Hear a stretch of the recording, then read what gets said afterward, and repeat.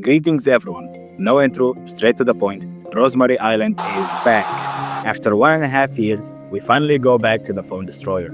You're as beautiful as the day I lost you. Update 7.4.0 is here, and it brings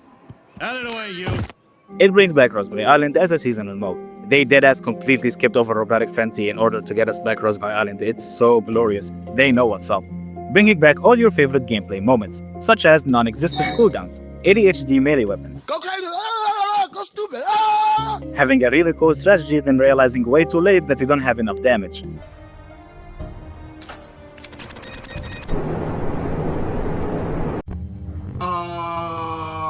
Okay, we are cooked. The event that caused dinosaur extinction,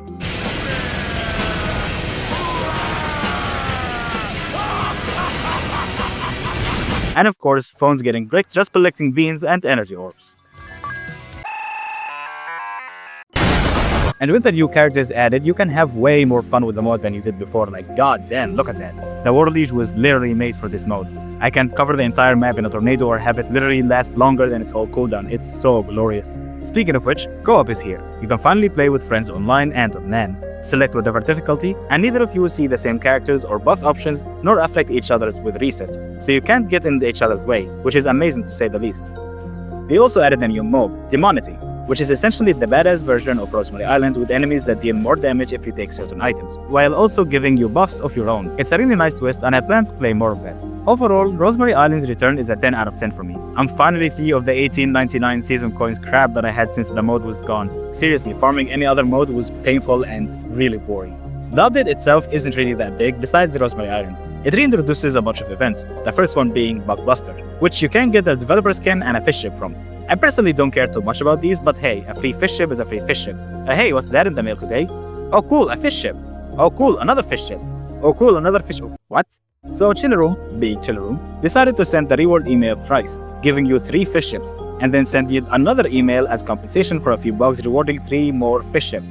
And then they will compensate for the 3 mails incident by even more rewards. And oh, by the way, there is a lucky anniversary thing going around where they'll give 5 fish ships for free in the first phase with more coming in phase 2. Like, I ain't complaining, but damn. That's a lot of fish. Also, cheers everyone, Knights Assemble is back, and it's better than ever. You now assemble a team of 4 co-op players and finish missions together to get the rewards. So now it feels more involved.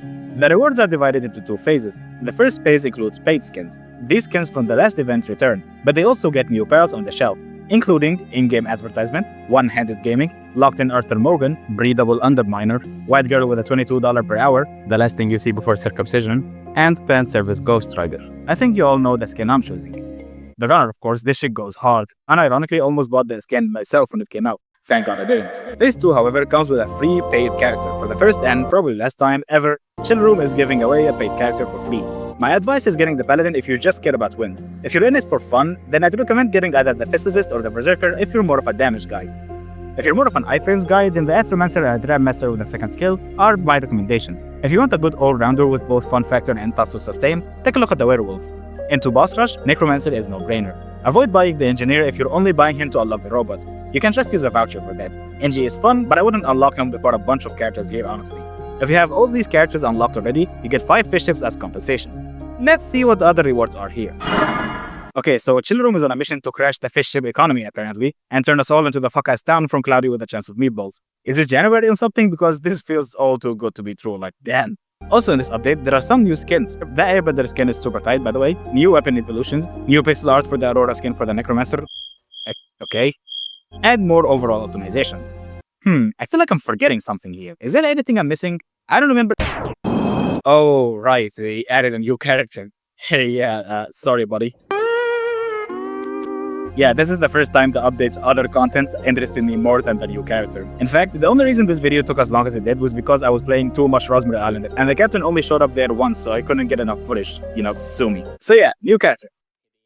Anyways, on a more serious note, trying him out to collect footage made the guy grow on me almost immediately.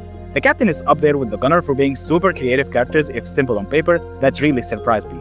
He's not overpowered or even super strong for that matter, but he is super fun and really interesting. So let's stop beating around the roseberry bush and let's talk about the pirate captain. I can't stop calling the guy pirate for some reason. I don't know why. Do what you want, cause a pirate is free. You are a pirate. You're our indeed. The pirate is a utility character with 7 hearts, 6 armor, and 220 energy. Before you even get into his kit, this guy has excellent stats, same as the knight but with slightly more energy. His kit in my opinion is better suited for close range and melee attacks, so his stats help him immensely. His starter weapon is what really drew me into the character. It's not overpowered or anything, but it's pretty creative and it's very fun to use.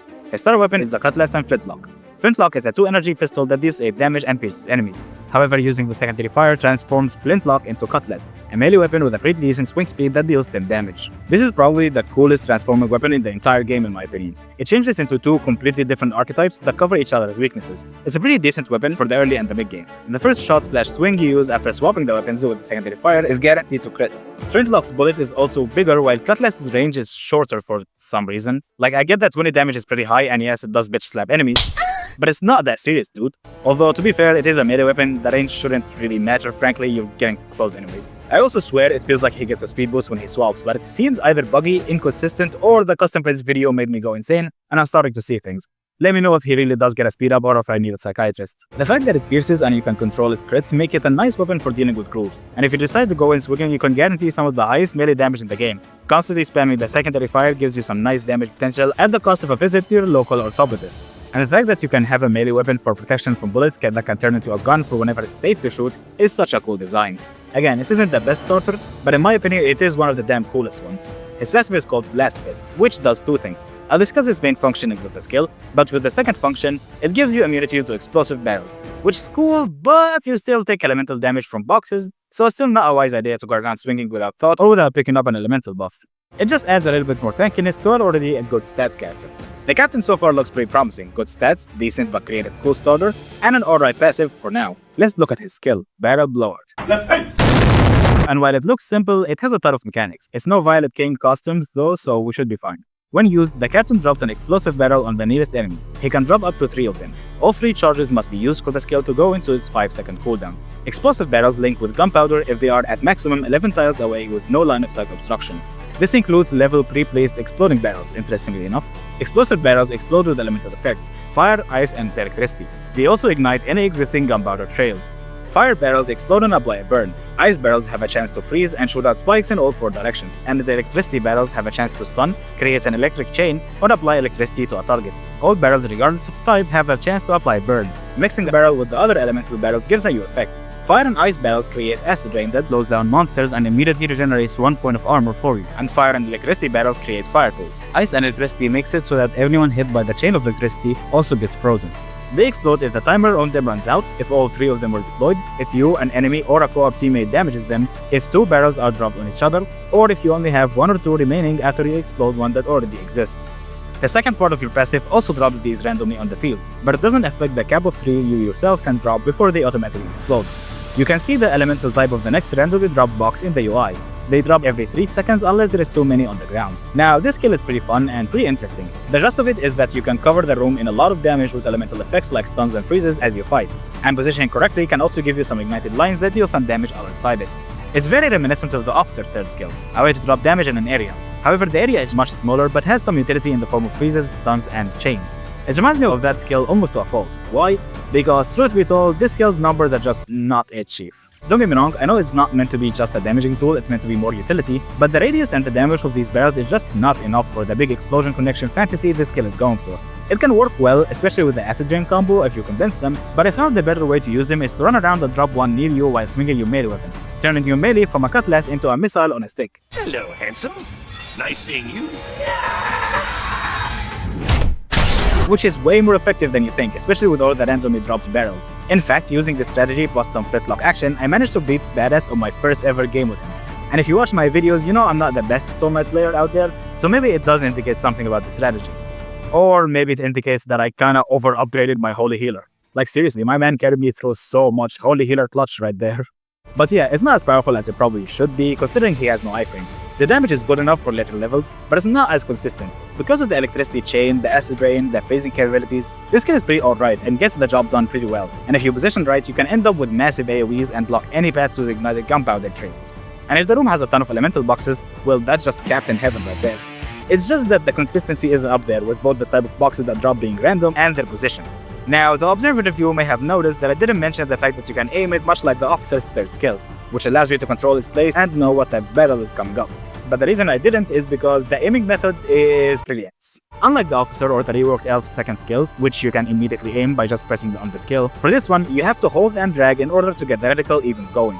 Not only is this incredibly tedious because it takes so long just to see the reticle, but it's also pretty buggy and sometimes doesn't even work. Mix that with the fact that due to how phone screens are, you might not even be able to use it effectively if the room opens to the right, and you get a pretty unreliable way of dropping barrels. This is pretty much only for pre-room setup, putting barrels in the room before you even enter, connecting them with elemental barrels already placed and then detonating as soon as you enter with either a swing or placing the final barrel. But using it mid-fight? Yeah, forget about that. You can also dictate what type of barrels dropped by waiting for the reticle color to change, but are you seriously going to sit there and wait for this much time? Like, come on, who does that?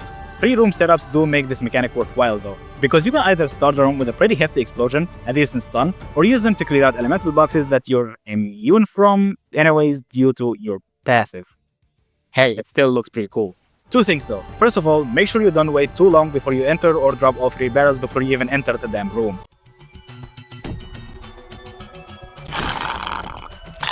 Hey pal, you just blowing from Stupid Town? The second is, make sure you know exactly where monsters are about to spawn so that you don't look even more stupid. Steady, steady. Hello? Beyond that, the skill is creative and fun enough, and isn't in any way, shape or form unusable.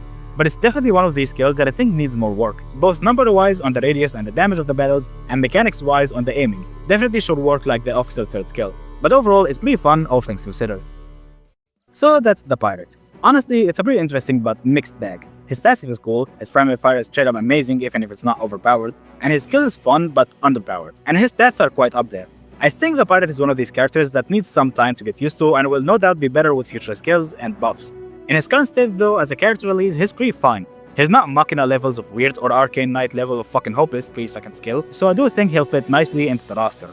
I actually don't think his skill is bad despite all what I said about it in his section. It's just that I see so much potential with it if it had a bigger radius or some more damage or at least guarantee on the stuns. But since it doesn't have that, it's stuck in this weird phase of being decently fun and useful, but nowhere near as good as it should be. He's fun enough though, which is all that matters. And since he's a gem character, there is no harm in trying him out, especially with all the rewards we've been getting this update. It's not going to leave a dent in your wallet.